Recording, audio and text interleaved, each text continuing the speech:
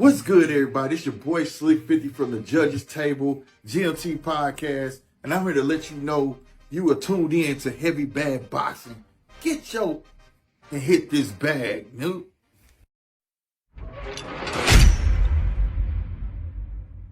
You too. Crazy word. Who this nigga on that land? Ain't nobody but me, boss. What up, YouTube? Pit to your Heavy Bag TV. Man, if you don't get your goofy ass in here and hit the bag, I tell you what, y'all hating on Keyshawn Davis. You got one more time and you through. Boy, that's big facts. All right, man. The haters out there. I see it. Man, listen, y'all some haters. You are a hater. Facts. Matter of fact, y'all need to join me in the Player Haters Club. Oh man, hey. Yeah, the backlash is crazy. Now, of course, Keyshawn Davis, Edwin De Los Santos, it appeared negotiations fell apart, but somehow, some way, they was able to put a Band-Aid back on things and get this show on the road. As Keyshawn tweeted out earlier today, June the 7th, right? So it appears Keyshawn, Edwin De Los Santos is going to keep that same date, Norfolk, Virginia, backyard. I will be there. Another sold-out event. And according to Edwin De Los Santos, he wasn't offered from his manager, promoter, Samson Likowicz, the full amount. This is allegedly, I don't know for sure. I'm just going off what has been reported. And he said that he was offered somewhere around $225,000 plus the title shot. And now magically, after fingers getting pointed at Lukowicz, the rest of the money has appeared.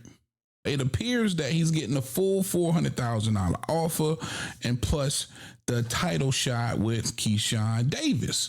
And that makes sense. Don't steal no money from the nigga. And I'm not saying Samson stole some money, but maybe that's the case. Either way, the fight is back on. Now, what I'm hearing and seeing from a lot of fans in the sport is the fact that they feel Keyshawn is taking advantage of the situation with a fight with Edwin De Los Santos, where he hasn't been in the ring for 19 months. Hey, bro, come on now, dog. Getting thrown out there, but it's been 19 months, approaching 2 years. So listen, a lot of ring rust there for sure, a lot of inactivity.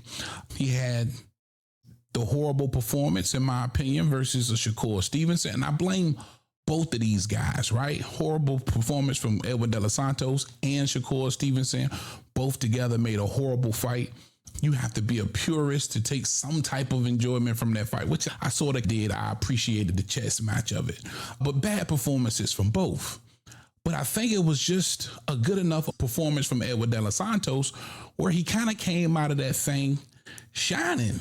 And maybe this is a bad logic on my part, but I'm just saying, nobody has been putting their fists up in the air, pumping their fists, saying, hey, I want to fight Edwin De Los Santos. It's the reason why he's been shelved so long. And if you know anything about blood clots, which was reported that he had some blood clots, depending on the severity of it, this is something you can get over in a few weeks.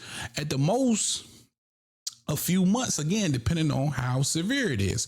Now, obviously, it wasn't too severe because they didn't amputate the man, or we didn't hear about him going into some type of emergency surgery, or at least I didn't see any of those reports. And I've been combing trying to get to the details of it, but this is something that could have been over and done with in a few weeks, right? So still a lot of time there in those 19 months where he could have got a fight, where if somebody really wanted to fight Edwin De Los Santos, they could have raised their hand. And people have been reluctant to see the likes of a De Los Santos. It's a very skilled fighter. Again, bad performance against Shakur Stevenson, but if you can manage to make Shakur Stevenson look bad, maybe that says a lot about your skill set. Big facts. And if you don't want to believe it, I'm sorry, but listen, he's been somewhat of a boogeyman, in my opinion, right? You got the explosive performance versus Rayo. You basically fight Shakur Stevenson to a stalemate. That is not going to garner a lot of attention from some of these guys who that looking to move up in contendership to see a Edwin De Los Santos and potentially lose. So it Keyshawn's fault that he's been inactive? No. Still a very sturdy opponent. If he's serious about his craft, we know he's more than likely been in the lab. And it wasn't a war versus Shakur Stevenson. It wasn't rigorous. It was more of a glorified, highly paid sparring session where either man didn't take much damage. Hell, they both barely landed in that fight. To me, this is an extremely fresh, skilled, powerful 25-year-old in his prime, Edwin De Los Santos, who is potentially a wild card in the lightweight division. Big facts. And Keyshawn Davis has chosen to fight this motherfucker as his very first title defense. Now, would I have liked for Edwin De Los Santos to have been active? Sure, absolutely. I wanted to see Keyshawn versus the very best the division has to offer if it's possible.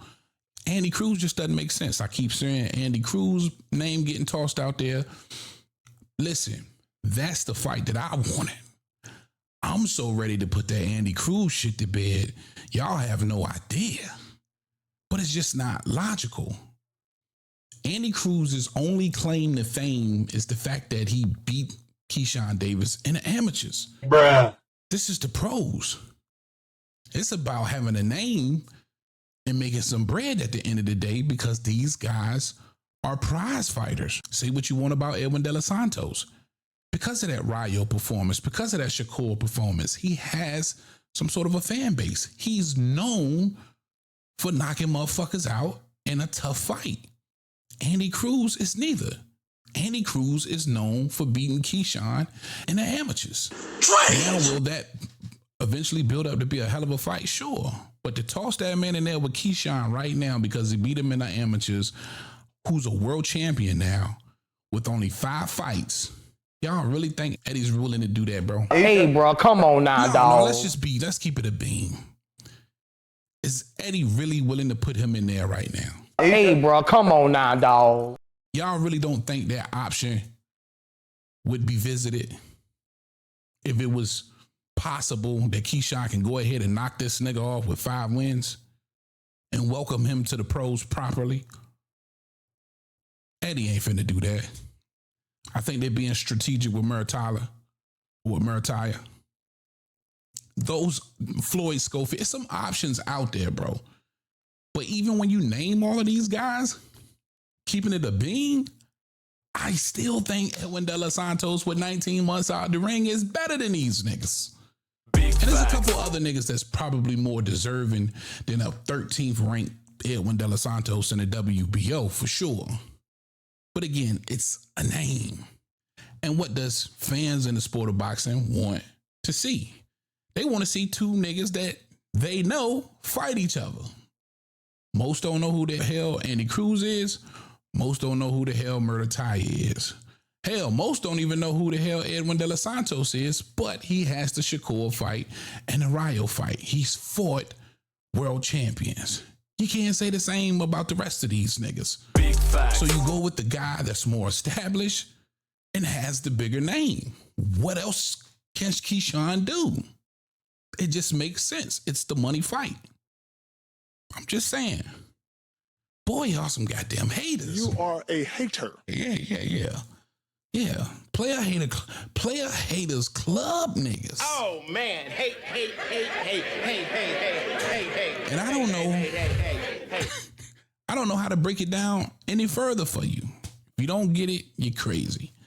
All right, man. Definitely let me know what you think in the comments section. I know a lot of this shit gonna go right over y'all's head, but it is what it is at the end of the day. That's all I got, man. Big T.O. heavy bag. I'm out of here. Talk to him, Roger. Most motherfuckers don't know shit about boxing.